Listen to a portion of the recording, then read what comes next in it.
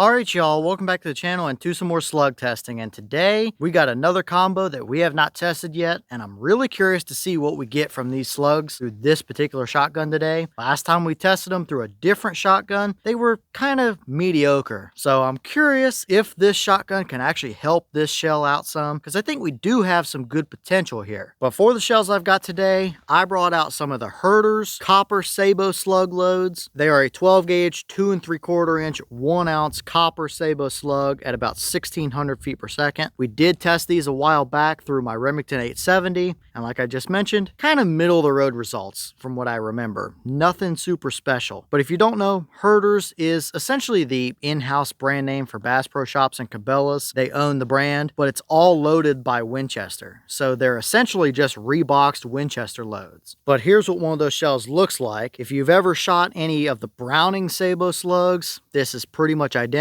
and Browning is made by Winchester as well. And I believe these are probably the same, just a little bit different color as the Winchester Copper XP loads. It looks like the same exact projectile. It looks like the exact same Sabot. They're all made by the same company. They just use different colors. So going off that, based on what we saw when we previously tested the Winchester Copper XP loads through today's shotgun, we have some good potential if these work out the way I think they might. But for our shotgun, I brought out the Savage 212. This is a bolt action, fully rifled barrel 12 gauge shotgun, 22 inch barrel that is completely free floated as well. So no stock contact all the way till down here at the receiver. And it does have an AccuTrigger in it as well. So a very nice setup. It's already shown us some very nice looking results for a slug gun. So hopefully it works out. And for the scope, I've got a Vortex Crossfire HD 3 to 9x40. Very solid slug gun overall, but we'll see what it does with these Herter's loads and if it gives them any kind of bump in accuracy potential. But for our test today, we're going to run it the same as we usually do, that being two groups, one at 50 yards and another at 100 yards, all of which will be through the chrono as well. Might not be everybody's perfect test, but usually it gives us a decent idea on what a slug gun combo is capable of. So let's get you guys a view of those targets. We'll take our shots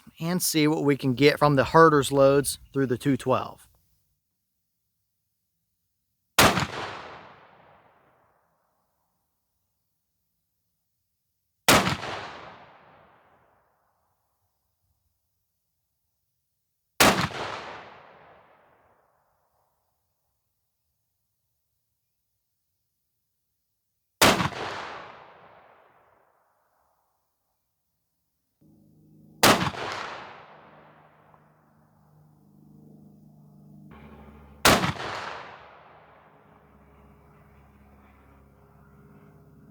Alright, so we'll look through our chronograph numbers real quick before we look at our target. Boss claim is 1600, and I don't think we were quite seeing that number. It looked like mid 1500s or so. We have a 22 inch barrel, so that probably means factory tested them through a 24. You really don't find too many slug barrels longer than either 22 or 24. But we had a high of 1588, so not too far off their claim for that. The low was 1510. That gave us an average of 1544. So what is that, 56 feet per second below their boss claim? That's probably another 2 inches of barrel, with an extreme spread of 78 and a standard deviation of 27. So they were a little more consistent than some other slugs that we've seen, but not anything I would call precision consistency anyway. But at an average of 1544, here's your muzzle energy for a 1 ounce slug at that velocity. 1 ounce is 437.5 grains, so that is a pretty hefty slug moving down range, and obviously that would be plenty enough energy for any kind of deer hunt or bear hunt or anything like that that you would want to do with it. So looking good there, even though we were a little below boss claim. But let's head over to our target, because I think we saw some pretty nice looking results over there.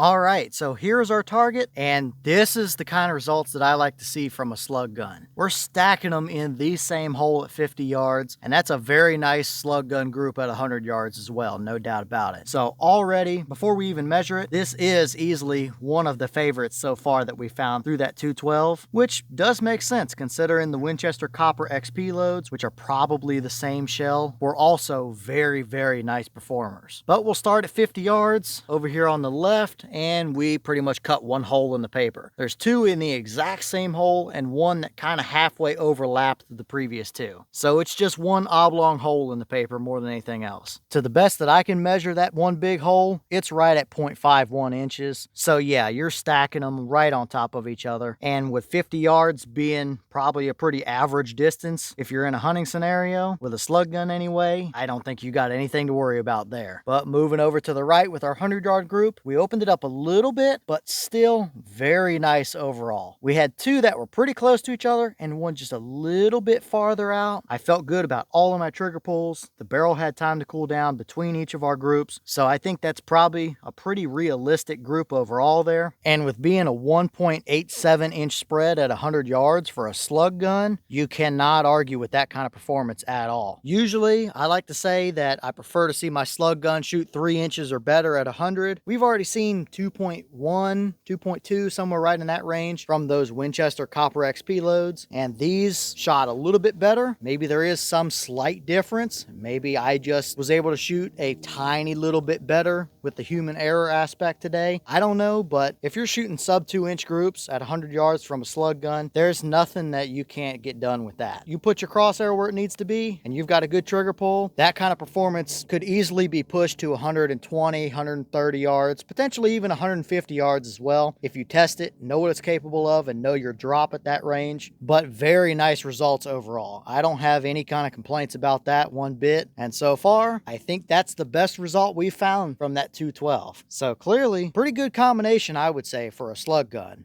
And here are just a few of the sabots that I picked up off the range from those slugs. All of them look pretty much exactly the same, and I'd say they did their job just fine. No broken off petals. They're all opened up pretty evenly to one another. We had good rifling engagement, so nothing out of the ordinary here. No complaints, and they clearly did what they were supposed to do.